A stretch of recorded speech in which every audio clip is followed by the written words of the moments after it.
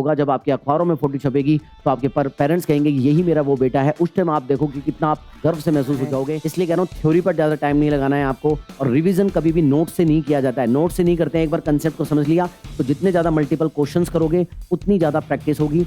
इस साल ऐसा आप कमेंट मुझे जरूर करेंगे कि सर मैंने वो अचीव कर लिया। देखना हर बच्चा करता है, पिछले साल भी बहुत सारे बच्चों ने किया है, तो इस साल तुम भी करोगे और वो बच्चा तुम होंगे। ये सबसे पहला काम है, ये आपको अलार्म का काम करेगी, बार बार जगाने का काम करेगी। कॉन्फिडेंस हाई होगा कि इतने सारे चैप्टर में मैंने इतनी इतनी चीजें कर ली, अब थोड़ी बहुत बची 30% वो भी मैं कर लूंगा। जब भैया ने बोला है कि कर सकते हैं 98% ला सकते हैं, तो 100% कर सकते हैं। अब वीक चैप्टर को करने का तरीका क्या है, या अपने रिश्तेदारों को बताना चाहते हैं कि मैं भी मेहनत करके 98% ला सकते, क्या करते हैं थ्योरी थ्योरी थ्योरी पढ़ते रहते हैं, और थ्योरी पढ़ने के बाद उन्हें लगता है कि उन्हें सब कुछ आ गया और डायरेक्ट एग्जाम में जाके बैठते हैं। बिल्कुल ये ब्लंडर नहीं करना। जो मैं बता रहा हूँ वो बहुत इंपॉर्टेंट है और बच्चे इग्नोर मारते हैं। ध्यान रखना बच्चों, और वो क्या नाम है जो कि हर टॉपर ये काम करता है, और वो है मेरे बच्चों, मांझी ने क्या किया था, पूरे पहाड़ को काट कर रास्ता बना देते थे, जो कि सोच भी नहीं सकता आदमी, क्योंकि उसका मोटिवेशन और उसका कॉन्फिडेंस लेवल बहुत हाई था। वही उसी स्थिति में तुम्हारे को आना है। Welcome back to the edu study talk channel, जहां से पढ़कर बच्चा बनता है टॉपर। तो अगर आपने भी इस वीडियो पर क्लिक किया, इसका मतलब आप भी टॉपर बनना चाहते हो, आप भी 93, 95, 98% लाना चाहते हो, इसलिए आपने ये वीडियो पर क्लिक किया है। आप मेरे से एक सवाल पूछ सकते हो, क्या अभी मेरे 20%, 30% या 50% मैं स्कोर कर रहा हूँ, क्या अभी से मैं मेहनत करके 98% स्कोर कर सकता हूँ, क्या पॉसिबल है? तो मैं कहूंगा बिल्कुल पॉसिबल है। लेकिन मेरी एक बात को ध्यान में रखना, मैं आपसे कुछ सवाल पूछना चाहूंगा। अगर वो सवाल अगर आप दे पाओगे तो इस वीडियो पूरी आपके लिए है। सवाल यह है मेरे बच्चा, क्या आप बिल्कुल डेडिकेटेड हो? क्या आप अपना 100% 2 महीने के लिए लगाने के लिए तैयार हो? अगर आंसर रहा है तो आपके 98% पक्के हैं। दूसरा सवाल मेरे लिए यह है, क्या आप मेरे बच्चों इस टाइम आप साधु बनना चाहते हैं? साधु बन सकते हैं। यानी कि मेरा कहने का मतलब यह है कि जितने भी डिस्ट्रैक्शन होते हैं, जो आप घंटे घंटे दोस्तों के साथ में चैट करते हैं, इधर उधर गप्पे लड़ाते हैं, वो टाइम अब नहीं रहा है। इंस्टाग्राम, फेसबुक, इधर रील स्क्रॉल करते हो, अगर वो नहीं कर पाओ और एकदम बिल्कुल फोकस होकर के अपना गोल एकदम क्लियर करके आप अगर पढ़ाई में लगना चाहते हो, तो ही मेरे बच्चों आपके 60%, 70% से आप 98% तक स्कोर कर सकते हो। और ऐसा बहुत सारे बच्चों ने किया है, और वीडियो अंत तक देखोगे तो पता लगेगा कि कैसे आप कर सकते हो, और फुल मोटिवेशन से आप भर जाओगे, और यही मोटिवेशन आपको आपके आगे जाली जर्नी पूरी तय कराएगा। वीडियो में आपको एक और क्वेश्चन आपके लिए मेरे से है। मैं आपसे ये पूछना चाहता हूं कि लेकिन क्यों, आखिर क्यों मेरे प्यारे बच्चों कि तुम 98% लाना चाहते हो? अपना वाई क्लियर है आपको? क्या अपना वाई क्लियर है? किसके लिए? कोई भी वाई हो सकता है मेरे बच्चा, कोई भी वाई हो सकता है, व्हाटएवर। कि आपको अपने मम्मी पापा को, माता पिता को प्राउड फील कराना है? किसने आपकी बेइज्जती की थी स्कूल में कि तेरा कुछ भी नहीं हो सकता, तेरे को कुछ भी नहीं आता, दोस्त तुम्हारे को पास में नहीं बैठाते हैं, और तुम्हें बिल्कुल ऐसा लगता है कि मैं अजीब सा हूं, तो उनका बदला लेने के लिए कुछ भी हो सकता है, व्हाटएवर। तो उसके लिए आप टॉप करना चाहते हैं, अपने पड़ोसियों को आप दिखाना चाहते हैं, या अपने रिश्तेदारों को बताना चाहते हैं कि मैं भी मेहनत करके 98% ला सकता हूं, मैं भी उस कैटेगरी में आ सकता हूं, ठीक है ना, क्रीम कैटेगरी में। तो कोई भी कैटेगरी, कोई भी वाई हो सकता है। अपना वाई क्लियर करना, क्या आपका वाई क्लियर है? अगर ये तीनों सवालों का जवाब हाँ है तो आगे का वीडियो आपके लिए है, और वीडियो अच्छा लगे तो वीडियो को लाइक करना, ठीक है मेरे बच्चों, और कमेंट करना, एक छोटा सा कमेंट कर देना कि सर मैं 100% अपना एफर्ट डालूंगा। जो बच्चा ये कमेंट नहीं कर पाएगा तो ये मान के चलना कि वो आगे का वीडियो भी नहीं दे सकता। फिर मतलब जब तुम अपने लिए कमेंट नहीं कर सकते हो तो फिर 98% भी भूल जाना। तो ये कमेंट मुझे बताएगा कि कितने कमिटमेंट हो आप, ठीक है। तो आप लिख देना कि सर मैं 100% अपना पूरा एफर्ट दूंगा, और अब मैं बिल्कुल भी डिस्ट्रैक्ट नहीं होऊंगा, और बिल्कुल अपने गोल पर फोकस करके आपको 98% ला करके दिखाऊंगा। ये मेरा आपसे वादा है, बस इतना से लिख देना। अब करते हैं मेरे प्यारे बच्चों आपसे एक छोटी सी बात। आपको बहुत सारे लोग मिलेंगे, आपको बहुत सारे लोग आसपास के लोग ये कहेंगे, अरे यार 98% क्या होती है, क्या होता है 10th के मार्क्स से? कोई मतलब नहीं निकलता 10th के मार्क्स से। तो मैं आपको बता देता हूं बेटा, आपको मोटिवेशन देने के लिए कि 10th के मार्क्स में मान लो तुम्हारे 98% आ गए। इसका फायदा क्या होगा? सबसे पहला फायदा ये होगा कि जब आप अपने स्कूल में जाओगे, जब आपके पेरेंट्स को आपके स्कूल में बुलाया जाएगा, जब वहां पर बड़ी सारी फोटो लगी हुई होगी, तो आपके पेरेंट्स को गर्व महसूस होगा। जब आपके अखबारों में फोटो छपेगी तो आपके पेरेंट्स कहेंगे यही मेरा वो बेटा है। उस टाइम आप देखो कि कितना आप गर्व से महसूस हो जाओगे। पहला पॉइंट ये है। दूसरा पॉइंट मेरे बच्चा, कि जब मेरे बच्चों आपके 10th में बहुत तगड़े मार्क्स आएंगे, तो आप 11th में जाकर के जो आपकी मनचाही स्ट्रीम्स होगी, स्कूल वाले भी आपको वो स्ट्रीम दे पाएंगे। और मेरे बच्चों अगर मान लो 10th में आपके अच्छे मार्क्स नहीं आए, तो आपके पेरेंट्स भी सोचेंगे यार जब ये 10th में अच्छा नहीं कर सका, तो ये 11th में ऐसी स्ट्रीम लेकर के क्या करेगा। तो आपको मनचाही स्ट्रीम भी नहीं मिलेगी, तो उस स्ट्रीम के लिए भी आपको पढ़ना है। तीसरी वजह और आपको मैं बता देता हूं कि जब 10th में आपने 2 महीने में लग करके आपने सारे डिस्ट्रैक्शन को छोड़ करके अपने गोल पर फोकस होकर के जब 98% आप ले आओगे कि 60% से जब आपने जंप मारा होगा तो हर आदमी आपकी कहानियां सुना रहा होगा और आपके अंदर एक अलग ही मोटिवेशन लेवल होगा। आप अपने आप में बहुत तगड़ा बूस्ट कर रहे होंगे और यही जो आपके अंदर कॉन्फिडेंस है, जिस जिस कॉन्फिडेंस से आप बढ़े हुए होंगे, आगे की जितनी जर्नी है मेरे बच्चों, आप उसको तोड़ दोगे। जभी भी आपके सामने कोई भी मुसीबत आएगी, चाहे लाइफ में, पढ़ाई में नहीं, लाइफ में भी कोई मुसीबत आएगी, तो आपको पता होगा कि मैं ये काम कर सकता हूं, तो वो कॉन्फिडेंस लेवल अलग ही होगा। तो आई होप मेरे बच्चों आपको पता लग गया होगा, समझ में आ गया होगा कि ये मेहनत का फायदा क्या है। तो मेहनत इसलिए करनी है और मेहनत इतनी खामोशी से करनी है कि आपकी सफलता आपको शोर मचा दे। ठीक है, तैयार है? तो ये तो मोटिवेशन बात हो गई। अब बात करते हैं कि सिलेबस कंप्लीट कैसे करना है। कि सर मेरा तो 50% सिलेबस कंप्लीट हुआ है, किसी का 30% सिलेबस कंप्लीट हुआ है, करना कैसे है? तो मैं बात बता देता हूँ आपको। अपने जितना पूरा का पूरा जो सिलेबस है उसको मेरे बच्चों आपको 2 भागों में बांट लेना है। 2 टाइप्स से सिलेबस को आपको कंप्लीट करना है। मान लो, जैसे मान लेते हैं अपन कि मैथमेटिक्स है, मैं मैथ पढ़ाता हूँ, तो आपको मैथमेटिक्स का ही एक बार एग्जांपल ले लेते हैं कि मैथ है ना? अब ये मैथ्स है, मैथ्स में कितने चैप्टर्स हैं? अपने 14 चैप्टर्स हैं। अब 14 चैप्टर्स को आप क्या करेंगे? 2 भागों में बांट लेंगे। कैसे 2 भागों में? सर 2 टाइप्स में कैसे बांटें? तो बेटा एक आप बांट लेंगे, इसमें से आपको पता चल जाएगा कि कौन से चैप्टर आपको आते हैं और कौन से नहीं आते, ये आपको पता होना चाहिए। तो जो नहीं आते हैं उनको क्या कह देंगे आप? जो नहीं आते हैं उनको आप वीक चैप्टर कह देंगे। ये हो गए वीक चैप्टर, ठीक है? और जो आते हैं वो कौन से टाइप्स में हो जाएंगे? वो सर हमारे स्ट्रॉन्ग चैप्टर हो जाएंगे। कैसे चैप्टर हो जाएंगे? तो स्ट्रॉन्ग चैप्टर में बांट लेंगे, ठीक है? लेकिन इस पर आने से पहले मैं एक और चीज आपको बता देता हूं कि आपको क्या करना है। आपको सबसे पहले जो ये आपकी डेट शीट है, आपके लिए जो डेट शीट है, आपके अपने कमरे में आपको ये लगानी है। क्यों लगानी है? क्योंकि आपके लिए ये अलार्म का काम करेगी। आपको बार बार ये बताएगी कि हाई अलर्ट है। आपको ये डेट शीट आपको अपने वो याद होनी चाहिए और आपके कमरे में लगी हुई होनी चाहिए कि आपका एग्जाम कब है। आपके अकॉर्डिंग अपनी डेट शीट चिपका लेना। ये सबसे पहला काम है। ये आपको अलार्म का काम करेगी, बार बार जगाने का काम करेगी, ठीक है? फिर उसके बाद में आप क्या करेंगे? जब डेट शीट आपने लगा दी, फिर आप क्या करेंगे? सबसे पहला काम आपका होगा कि आपको बिग टारगेट बनाना है। क्या टारगेट बनाना है? कि आपका सिलेबस कम खत्म करना है। ये सिलेबस आप खत्म करना है। यानी कि हर बच्चे का अपना अपना तरीका होता है पढ़ने का। हर बच्चे को पता होता है कि मेरी कैपेसिटी कितनी है। यहाँ पर मैं नहीं बता सकता कि तुम्हारे को इतने ही दिन में खत्म करना है, कि आपके चैप्टर कितने बचे हुए हैं, कितना सिलेबस बचा हुआ है। मैं तुम्हें ये बता देता हूँ, जैसे मान लो तुम्हें लगता है कि मैं अगले 30 दिन के अंदर अंदर सिलेबस खत्म कर दूंगा, है ना? क्योंकि कोई बच्चा सोचेगा भाई मैं 15 दिन में 15 दिसंबर को खत्म करूंगा, तो आप 15 दिसंबर का टारगेट सेट कर सकते हो। कोई कहेगा कि मेरे से तो 30 दिसंबर में सेट होगा, कोई कहेगा 15 जनवरी, और कोई होगा 31 जनवरी तक खत्म होगा। लेकिन 31 से पहले पहले आप खत्म करने की पूरी पूरी कोशिश करेंगे, चाहे आप किसी भी स्थिति में हो। और बता देता हूं कि टारगेट कैसा सेट करना है, बियॉन्ड द लिमिट। मतलब किसी बच्चे को लगता है कि मैं 30 दिन के अंदर अंदर अपना सिलेबस पूरा खत्म कर सकता हूं, तो उसे 25 दिन का टारगेट लेके चलना है। क्यों? क्योंकि जब आप 25 दिन का टारगेट लेंगे, माना कि वो कंप्लीट नहीं होता है, तो वो 26, 27, 28, 29 में कंप्लीट हो जाएगा या 30 में कंप्लीट हो जाएंगे। तो थोड़ा खतरनाक वाला, थोड़ा-सा अच्छा-सा टारगेट सेट करना। आप बियॉन्ड द लिमिट जाना पड़ेगा आप लोगों को, क्योंकि मंजिल अपन को बहुत तगड़ी तय करनी है, ये बात ध्यान में रखना। तो आपने बड़ा टारगेट तो आपने बना लिया, यानी कि एकदम फिक्स हो गए आप इस पर, अब इसमें हिलना नहीं है आपको। ये बना लिया टारगेट, हाँ, अब इसको अचीव कैसे करना है? तो अचीव आपको करने के लिए अपने small target day by day achieve करना है। अब उसको डे बाय डे लग जाना है। छोटे-छोटे टारगेट में आपको उसको अचीव करना है बड़े टारगेट तक पहुँचने के लिए। जैसे कि आपने कहा कि भई मुझे आज साइंस पढ़नी है, तो पहले ऐसा नहीं कि तुम बहुत शुरुआत में ऐसा मत करना, अभी तो तुम मोटिवेटेड हो, तो तुम ये मत सोचना कि सब कुछ मैं एक साथ ही कंप्लीट कर लेता हूँ, एक दिन में कंप्लीट कर लेता हूँ, नहीं। आप धीरे-धीरे अपना टारगेट बढ़ाना, जैसे-जैसे कॉन्फिडेंस बढ़ता जाएगा, अपना टारगेट आप बढ़ाते जाना और डे बाय डे उसको अचीव करना, नहीं तो फिर दिक्कत हो जाएगी। छोटा-छोटा टारगेट बनाओ और फिर उसे अचीव करो। अब मैंने जो बताया था वहाँ चलते हैं कि अब इसे अचीव कैसे करना है, सारे सब्जेक्ट का कैसे करना है। देखो, क्या करना है आपको, अपने 6 सब्जेक्ट के लिए जितने भी आपके पास में सब्जेक्ट हैं, उनके लिए आपको ये ऐसी एक लूज़ पेपर लेने हैं। A4 साइज़ पेपर ले लेना, आपकी कॉपी में कहीं पे भी अलग-अलग लूज़ पेपर ले लेना, ठीक है ना? और फिर उसमें आपको एनालिसिस करना है। देखो, एनालिसिस करना है चैप्टर का, कि मेरा इंग्लिश का चैप्टर है, उसमें आपको एनालिसिस पता होना चाहिए कि आपका कौन-सा स्ट्रॉन्ग चैप्टर है और कौन-सा वीक चैप्टर है। तो आप यहाँ पर लिस्ट बना लेंगे अपने स्ट्रॉन्ग चैप्टर की और यहाँ पर लिस्ट बना देंगे अपने वीक चैप्टर की, ठीक है? फिर आप यहाँ पर हिंदी का पता है, हिंदी के लिए बना लेंगे, वीक बना लेंगे, ऐसे सभी चैप्टर के लिए बनाना है, तो बना ली। ये आपको लिस्ट बनानी है।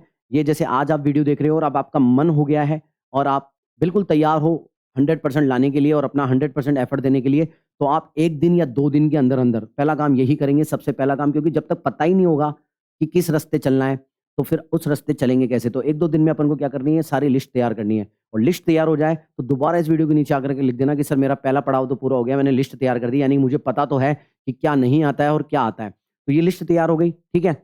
अब बात आती है कि सर अब करना क्या है? ये सब तैयार हो गया ना, अब मेरे को तुमसे सवाल पूछता हूँ कि बेटा अब मुझे बताओ कि तुम सबसे पहले क्या करोगे? सबसे पहले स्ट्रॉन्ग चैप्टर कंप्लीट करोगे कि वीक चैप्टर करोगे? देखो ज़्यादातर बच्चे क्या करते हैं, अपने आप को बहुत तगड़ा बताने के लिए वो सबसे पहले वीक चैप्टर उठाते हैं। अब मेरे को तुम ही बताओ, तुमने जब यूनिट टेस्ट दिया था, प्री बोर्ड दिया था, हाफ ईयरली दिया था, तब तुम्हारे कम नंबर आए हैं। जब तुम्हारा सिलेबस पूरा कंप्लीट नहीं हुआ है ना? और तुम्हारे कम नंबर आए हैं, इसके कारण तुम क्या करते हो, अभी लो फील कर रहे हो, तुम्हारा कॉन्फिडेंस लेवल लो है ना? तो सबसे पहला काम हमारा क्या होगा, हमारे मोटिवेशन को हाई करना है, हमारे कॉन्फिडेंस को एक बार हाई करना है, उसके बाद में जो बोलोगे वो हो जाएगा। आपको पता है ना, मांझी ने क्या किया था, पूरे पहाड़ को काट कर रास्ता बना देते थे, जो कि सोच भी नहीं सकता आदमी, क्योंकि उसका मोटिवेशन और उसका कॉन्फिडेंस लेवल बहुत हाई था। वही उसी स्थिति में तुम्हारे को आना है। तो इसके लिए सबसे पहले क्या करना है आपको, ये लिस्ट आपने तैयार कर लिया है, इसके आपको चेक बनाने हैं, किसके स्ट्रॉन्ग। तो सबसे पहले आपको स्ट्रॉन्ग जो टॉपिक्स हैं आपके, इसी को और स्ट्रॉन्ग बनाना है और इसका रिवीजन करना है और इसका रिवीजन करना है इन सभी का, ठीक है ना? और इन पर टिक मार्क लगाते जाना है और इन पर टिक मार्क लगाते जाना है, ठीक है ना? टिक मार्क लगाते जाना है। जब इन पर टिक मार्क लग जाएंगे सभी पर, स्ट्रॉन्ग वाले पर, और आपको कॉन्फिडेंस आ जाएगा कि मेरे 60 से 70% जो सिलेबस है वो एकदम खतरनाक वाला हो गया है। अब मेरे 60-70 में से, यानी कि जो मुझे आता है उसमें तो एक नंबर भी नहीं कटने दूंगा। कैसे करोगे इसका रिवीजन? अब इसका रिवीजन करने के लिए देखो आप क्या करेंगे, आप 2 सोर्स ज़रूर यूज़ करें। जहाँ भी आपका नोट्स वगैरह है वहाँ से आप रिवीजन करो, क्योंकि आपने स्ट्रॉन्ग बता रहे हो, कहीं न कहीं से तो पढ़ा होगा। अब इसको आप क्या करेंगे, अब इसमें आप पीवाईक्यूज़ लगा लो दोबारा से, और इसमें इन टेक्स्ट क्वेश्चन लगा लो, क्योंकि यहाँ से डायरेक्ट क्वेश्चन आते हैं। डायरेक्ट क्वेश्चन आते हैं इन टेक्स्ट प्लस जो भी हमारी एनसीईआरटी है उसके इन टेक्स्ट और एग्जाम्पलर, ये आप कर लेंगे। ये आप हमारा कर लेंगे तो इसका मतलब आपके स्ट्रॉन्ग चैप्टर तो आपके कंप्लीट हो चुके हैं। ये काम हो गया। अब आपको क्या करना है, अपने वीक चैप्टर को उठाना है। अब अपने वीक को स्ट्रॉन्ग करना है अब अपन को। अब आपका क्या कॉन्फिडेंस हाई होगा कि इतने सारे चैप्टर में मैंने इतनी-इतनी चीज़ें कर ली, अब थोड़ी बहुत बची है 30% वो भी मैं कर लूँगा। जब भैया ने बोला है कि कर सकते हैं, 98% ला सकते हैं, तो 100% कर सकते हैं। अब वीक चैप्टर को करने का तरीका क्या है? मेरे बच्चों, आपको मैं बता देता हूँ कि वीक चैप्टर को करने का तरीका क्या है। कोई भी जो वीक चैप्टर है, आप क्या करो, किसी भी यूट्यूब चैनल पर चले जाओ, है ना? आप कहीं से भी पढ़ सकते हो, देखो मेरे को कोई दिक्कत नहीं है ना? कहीं से भी पढ़ो, जहाँ से आपको जिस टीचर का पसंद है। अब वीक टॉपिक को और वीक चैप्टर्स को कंप्लीट करना है। जिस भी चैप्टर के आपके वीक चैप्टर्स हैं, अब क्या करेंगे मेरे बच्चों, आप उसको सर्च करेंगे, या फिर आपका कोई फेवरेट टीचर है जिससे आपको ट्यूनिंग बैठती है, ट्यूनिंग बैठना ज़रूरी है, जिसका आपको समझ में आता है, उसका क्या देखेंगे, सबसे पहले आप वन शॉट देखेंगे। और वन शॉट भी आप बहुत लंबे-चौड़े नहीं देखेंगे, केवल अपन को कांसेप्ट समझना होता है ना? केवल कांसेप्ट समझना है, उसलिए हम वन शॉट देखते हैं। उसको 1.5 पर देख लो, एक बार अपन देख लो कि इस चैप्टर में है क्या-क्या, ठीक है ना? तो वन शॉट देखेंगे और केवल 1-2 हॉवर का देखेंगे, ज़्यादा लंबा नहीं देखेंगे, ठीक है ना? उसके बाद मेरे बच्चों आप क्या करेंगे, वन शॉट हो गया या आपने 1-2 देख लिया, फिर आप क्या करेंगे, कुछ क्वेश्चंस की प्रैक्टिस करेंगे। और वही बात कि क्वेश्चन की प्रैक्टिस सेलेक्टिव करनी है। सेलेक्टिव करने के लिए क्या करेंगे आप लोग, सबसे पहले क्या लगाएँगे, आपके एनसीईआरटी के इंपॉर्टेंट क्वेश्चन, अगर नहीं पता तो मैं आपको बता दूँगा, जो कि एनसीईआरटी के इन टेक्स्ट क्वेश्चन है, और एक्सरसाइज के क्वेश्चन आप, और वो क्या बोलते हैं उसको, एग्जाम्पल के क्वेश्चन आपको करने ही करने हैं। एग्जाम्पल के क्वेश्चन करने ही करने हैं, क्योंकि डायरेक्ट आपके एग्जाम में ये पूछे जाते हैं। ये करेंगे, इनमें से कुछ होंगे, कुछ नहीं होंगे, कोई बात नहीं, लेकिन करने हैं अपन को ये वाली चीज़। और क्या करना है, और ट्राई टू कि आप पीवाईक्यूज़ भी कंप्लीट करें, आप पीवाईक्यूज़ भी कर लें, क्योंकि ये 2 चीज़ें ऐसी हैं कि अगर आप ये 2 चीज़ें कर लोगे ना, तो ये जो आपका खतरनाक वाला टॉपिक है ना, ये वीक वाला टॉपिक, इसमें से डायरेक्ट क्वेश्चन उठ के आते हैं। इसलिए मैं कह रहा हूँ कि आपको ये 2 चीज़ें करनी है, और इधर-उधर की किताबें नहीं उठानी अब। अब टाइम गया वो कि मैं ये कर लेता हूँ, ये सोर्स कर लेता हूँ, वो सोर्स कर लेता हूँ, मत करो। ये सारे के सारे क्वेश्चन यहीं से आते हैं, एनसीईआरटी एग्जाम्पल और पीवाईक्यू से। अब टाइम भी इतना ही है कि सिलेक्टिव पढ़ना है। तो आपने ये पढ़ लिया, ये कर लिया, अब आपका स्ट्रॉन्ग और वीक एक बार कंप्लीट हो गया।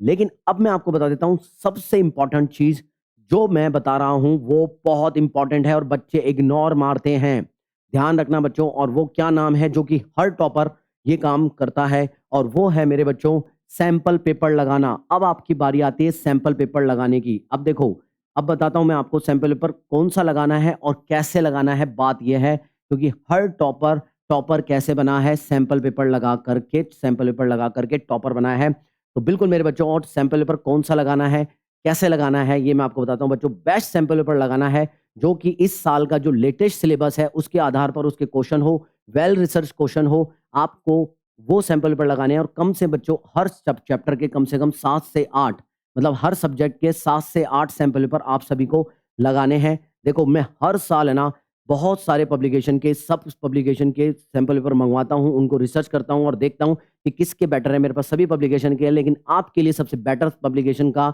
सैंपल पेपर मैं रिकमेंडेड कर देता हूँ और इस साल एडुकार्ड के जो सैंपल पेपर है मेरे बच्चों, वो बेस्ट सैंपल पेपर हैं, ठीक है? क्यों बेस्ट हैं? एक तो इसमें इनकी वेल रिसर्च टीम ने जितने भी जो क्वेश्चंस हैं, वो एकदम बहुत अच्छे से अंदर डाले हैं, कॉम्पिटेंसी बेस्ड क्वेश्चन बहुत भरे हुए हैं इसके अंदर और सबसे बड़ी और सबसे इम्पोर्टेंट बात कि ये सबसे अच्छा क्यों है? क्योंकि बच्चों ये एक हाइब्रिड सैंपल पेपर है, आपको बताता हूँ। देखो, इसके अंदर एक बुकलेट मिलती है जिसमें एक्स्ट्रा सैंपल पेपर हैं, 10 सैंपल पेपर हैं, ठीक है ना? और उसके अलावा मेरे प्यारे बच्चों आप लोगों को मिलता है ये इस तरीके से एग्ज़ाम की फ़ील देने के लिए लूज़ पेपर की। देखो आप सारे के सारे बच्चे क्या है पहली बार एग्ज़ाम दोगे, है ना? आपके अंदर डर है कि कैसे एग्ज़ाम देंगे, तो वो एग्ज़ाम के डर को ख़त्म करने के लिए आपको जैसे सीबीएसई में पेपर आएगा ना, वैसे के वैसे 3 लूज़ पेपर आप लोगों को दे रखे हैं, ये लूज़ पेपर, ठीक है? और फिर साथ में 3 बुकलेट्स दे रखी है आप लोगों को 3 बुकलेट्स दे रखी है जिसमें आप राइटिंग प्रैक्टिस कर सकते हो, इसको भरना आता है क्योंकि आधे से ज़्यादा बच्चे तो इसको भर ही नहीं पाते हैं। उनको यही नहीं पता होता है, उनकी एंग्जायटी हो जाती है, कुछ गलत तो नहीं हो गया? गलत हो जाता है तो आधा 1 घंटा उनका खराब हो जाता है सोचने में और तुम लोगों ने घर में अगर ये प्रैक्टिस कर रखी होगी, इन शीट को भरना आता होगा, तो तुम्हें किसी से पूछने की भी ज़रूरत नहीं पड़ेगी और सारा काम अच्छा होगा, माइंड फ्रेश रहेगा।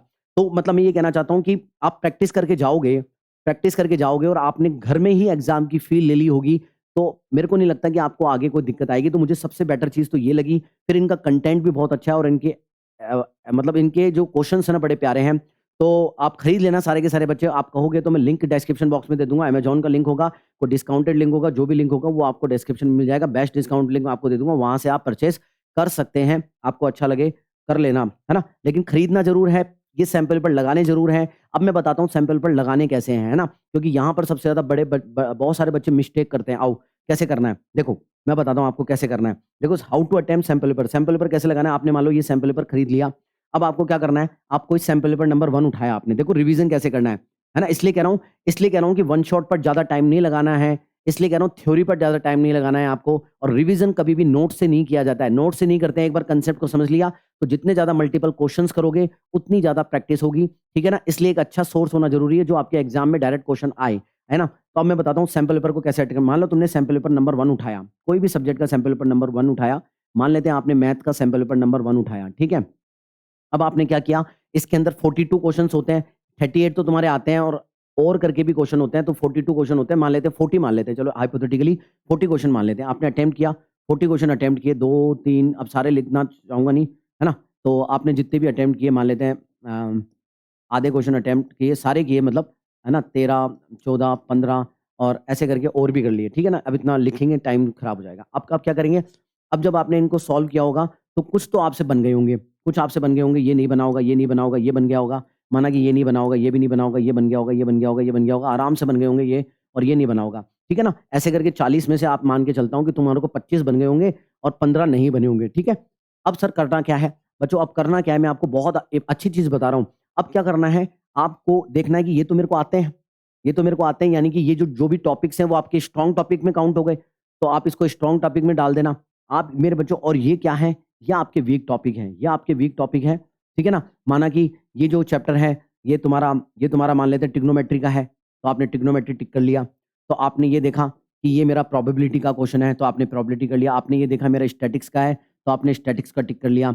आपने और कौन-सा देखा कि ये मेरा किसका है, कौन से चैप्टर का है, ये मेरा रियल नंबर का है, तो आपने रियल नंबर टिक कर दिया। आपने देखा ये मेरा एपी का है और कौन से टॉपिक से है, एपी में कौन से टॉपिक से है, तो वो आपने टॉपिक टिक कर लिया। तो अब जो भी टॉपिक से आपको दिक्कत आ रही है, जैसे स्टैटिक्स के कौन से टॉपिक में दिक्कत आ रही है, तो आपने जहाँ पर वन शॉट देखा था या जहाँ से भी जिस सोर्स में भी आप पढ़ रहे थे, वहाँ पर डायरेक्ट जाएँगे, उस टॉपिक में जाएँगे, उस टॉपिक को पढ़ेंगे और देखेंगे कि आपसे कहाँ गलती हुई, क्यों नहीं बना। उस कांसेप्ट को तगड़ा करेंगे, फिर दोबारा आएँगे, फिर दोबारा आने के बाद में इस सैंपल पेपर को दोबारा अटेम्प्ट करेंगे और दोबारा देखेंगे आपसे कितने क्वेश्चन बन गए हैं। अब दोबारा में मान के चलते हैं आपसे केवल 2 क्वेश्चन नहीं बने हैं, मान लेते हैं 13 और 14 नहीं बना है और ये ट्रिग्नोमेट्री का कौन से किस तरीके का पैटर्न का क्वेश्चन है, इसमें क्या सोचना है, अब इस पर एनालिसिस आप करेंगे, फिर दोबारा इस टॉपिक में जाएँगे। इस तरीके से आपको रिवीजन करना है। ये मल्टीपल टाइम्स जो रिवीजन है और वो भी क्वेश्चन के थ्रू जो रिवीजन है, मैं हर बार बच्चों को बोलता हूँ, बच्चे क्या करते हैं थ्योरी पढ़ते रहते हैं और थ्योरी पढ़ने के बाद उन्हें लगता है कि उन्हें सब कुछ आ गया और डायरेक्ट एग्जाम में जाके बैठते हैं।